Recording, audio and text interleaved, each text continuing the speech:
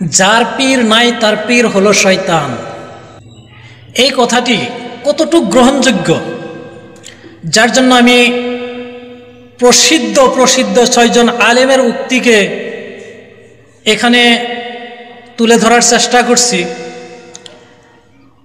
সে আলেমদের নিজের মুখের কথাগুলো আপনারা শুনে নেন। হয়তো আপনার আমার ভুল ধারণা ভেঙে যেতে পারে। যার পীর নাই তার পীর শয়তান, এটা কোরআনেও নাই, হাদিসেও নাই, এটা বুজুর্গদের কথা। তবে আমি এটা খুঁজছি, কারণ বড় বড় মাশায়েখরা তো বলে, ঠিক না? খুঁজতে খুঁজতে একটা কিতাবে পাইছি, ওইটা হলো আর রিসালাতুল কুশাইরিয়া। কিতাবটা 1100 বছর আগে লেখা, লিখছেন আবুল কাসেম কুশাইরি রহমতুল্লাহ। তিনি উনি মত দিয়েছেন মান লাইসা লাহু শায়খুন ফাশায়খুহু শায়তান, যার শায়খ নাই তার শায়খ হইল শয়তান। এটা একটা গ্রহণযোগ্য কথা। হক্কানি পীর, আল্লাহওয়ালা পীরের কাছে যাবেন, তরিকত শিখবেন, তার তত্ত্বাবধানে থাকবেন, শয়তানের খপ্পর থেকে বাঁচবেন। পারবেন ইনশাআল্লাহ? আল্লাহ কবুল করুক, মঞ্জুর। হুজুর, যার পীর নেই তার পীর কেডা? যার পীর নেই তার পীর শয়তান। তাই একজন অলি আল্লাহর কাছে যাও। আচ্ছা, হুজুর পীর কাকে বলে? বাবা, পীর হচ্ছে তিনি যিনি আল্লাহর জাতের সাথে মিশে গেছে এবং তোমারকেও নেবার ক্ষমতা রাখে। পাবলিক জামাতের প্রতিষ্ঠাতা ইলিয়াস আহমেদ বলছে, দাওয়াতে তাবলীগ ও পীর মুরিদি বইটা খোলো, আমার কাছে আছে। বলছে মান লাইসা লাহু শাইখুন ফাশায়খুহু শায়তান, যার পীর নাই তার পীর শয়তান। আপনারা তার কাছে বায়াত গ্রহণ করবেন। যার পীর নাই তার পীর হলো মাস্টার ইবলিস। যার পীর নাই তার পীর হইল শয়তান। এই বক্তব্যটা জুনায়েদ বুগদাদি রহমাতুল্লাহ আলাইহি, এরপরে অনেক আলেম এটাকে সমর্থন দিচ্ছে। আসলে জুনায়েদ বুগদাদি বললে আপনারা বলবেন যে এটা ওনা নিজের থেকে কইছে, এটা কিন্তু স্বয়ং আল্লাহ যদি বলে আপনি কি বলবেন? আপনি সূরা কাহাফের মধ্যে 17 নম্বর আয়াতের শেষে একটা বাক্য দেখবেন, ওয়া মাইয়ুদলিল ফালান তাজিদ লাহু ওলিয়াম মুরশিদ। আল্লাহ যাকে পথভ্রষ্ট করবে, বিভ্রান্ত করবে, তার ভাগ্যে ওলি মুরশিদ থাকবে না।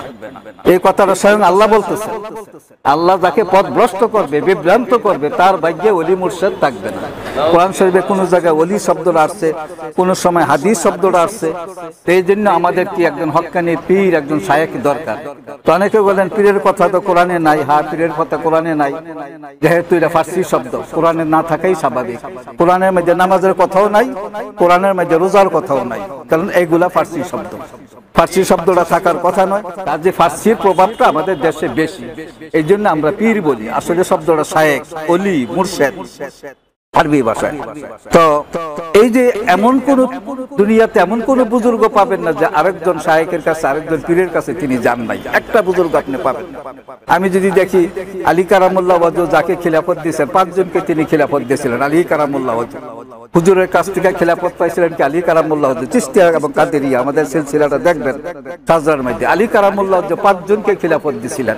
একজন ইমাম হাসান রাদিয়াল্লাহু তাআলা আনহু, 2 নম্বর ইমাম হুসেন রাদিয়াল্লাহু তাআলা আনহু, 3 নম্বর তা হাসান বসরি রহমাতুল্লাহ আলাইহি, তারপরে 4 নম্বর কুমাইল ইবনে জিয়াদ, তারপরে আবুল মিকদাদ এবং ওয়াইস কারনি রাদিয়াল্লাহু তাআলা ওনাকে খিলাফত দিয়েছিলেন। এরা আলী কারামুল্লাহ ওয়াজুর খলিফা ছিলেন।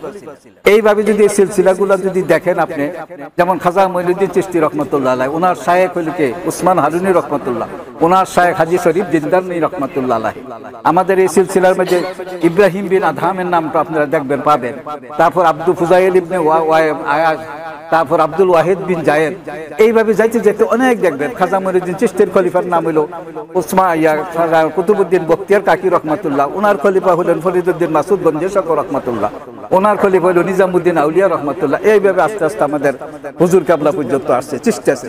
বড় পীর আব্দুল কাদের জিলানী রহমাতুল্লাহ, ওনার পীর আবু সাইয়্যিদ মাকজুমি রহমাতুল্লাহ আলাইহি। এত বড় আল্লাহর ওলি বড় পীর সাহেব কাবলা রহমাতুল্লাহ আলাইহি, ওনার সহবতে যে 13 লক্ষ বেদিন মুসলমান হয়েছে। ওনার শায়েখের নাম হলো আবু সাইয়্যিদ মাকজুমি রহমাতুল্লাহ। ওনায় তো পীর ছাড়া থাকতে পারতেন, এত এলেমুল্লাহ আল্লাহ ওনাকে দেন। মুজাদ্দিদ আলফি সানি রহমাতুল্লাহ, ওনার পীর খাজা বাকিবিল্লাহ রহমাতুল্লাহ আলাইহি।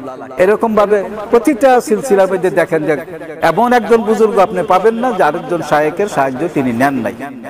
বায়াত করা যাবে কিনা? কি সর্বনাশ, সাহাবারা বায়াত করেছেন। হ্যাঁ, কোরআন শরীফে আমি আয়াত বেশি যাবো না, আয়াত একটা বলছি।